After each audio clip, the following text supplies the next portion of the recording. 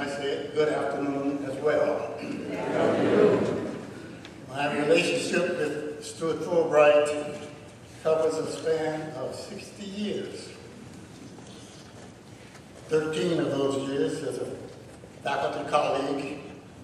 15 years we kept in touch when my family and I were in the Washington, D.C. area, and 32 years as a golfing buddy in Durham. As faculty colleagues, we called each other Big Wheel. The nicknames stuck.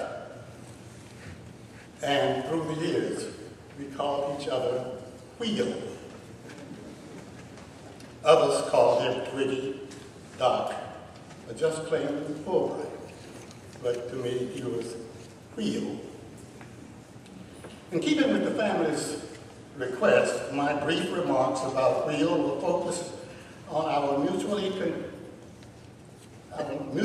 consuming passion, golf, and the friendship of our golfing buddies. Some of these good buddies are here, buddies with whom the relationships were characterized by respect and good, wholesome fun. We talked politics, we played one-upmanship, we exchanged witticisms, and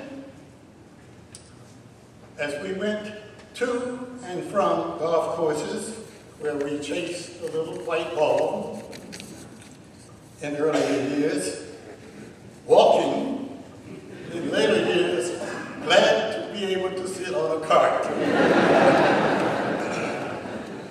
When I sat down to pull together my notes, I was imagining Stewart Fulbright and what he would say to me. It would go something like this. Wheel, I don't know who asked you to speak.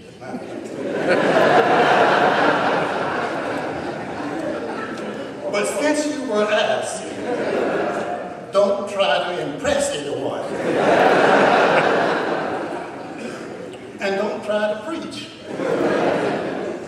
That's Reverend Hawkins' job, and he certainly doesn't need your help. Then he would ask, how long were you asked to speak? And I would say, 2 minutes. He would say, that's 2 minutes too long. Fate may decree that I will inherit the role of elder statesman among our fellow golfers. There's a long line of succession. The names will resonate with many of you. Harry Edwards, W.A. Cleveland, Norman Johnson, Jimmy Young, Irvin McCullough, Bill Jones, George Quiet, Skeet Johnson, Edward Boyd, Floyd Brown, Alex Rivera, Charles Stanback, among others.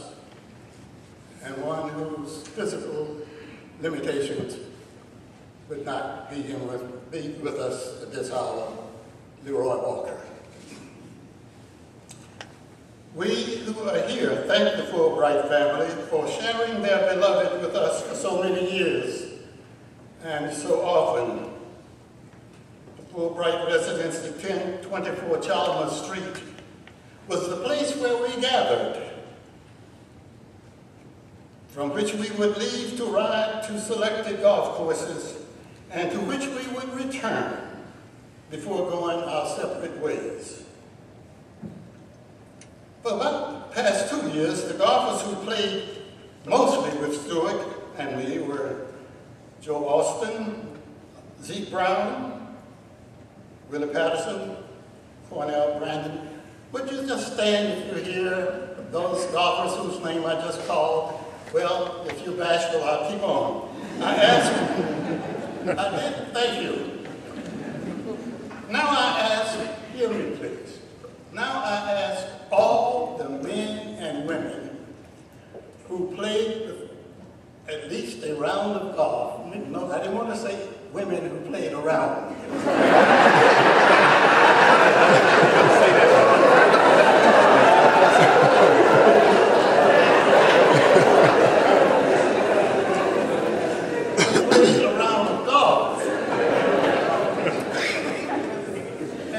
meantime, Dr. Fulbright, would you please stand? Everybody who played golf, who even went up on the driving range, I heard Fulbright say one time, if you hit the ball straight on the driving range, it meant that you weren't aiming at anything. Thank you for so much, Mr. Now, all the persons who stood are mindful of the opportunity to contribute to the Fulbright Memorial Scholarship.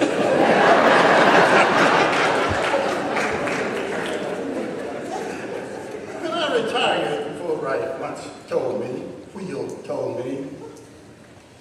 I told somebody that I intend to play golf every day that ends in Y. That's right, Monday, Tuesday, Wednesday. Then there was one joke he told about a man getting married, standing by his bride at the church. Standing at the man's other side were his golf clubs and bag.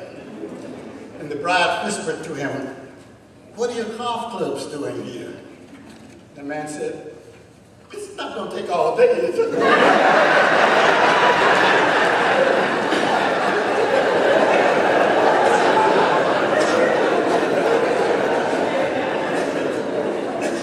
I will tell you one thing without contradiction.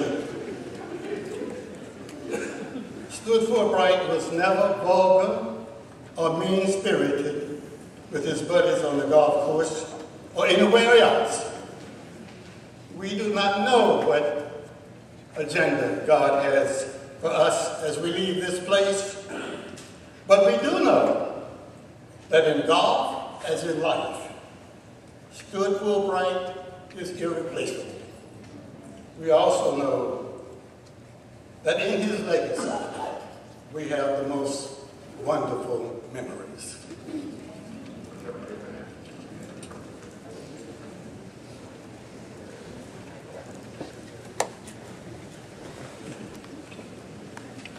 Dr. Brown, since we know each other,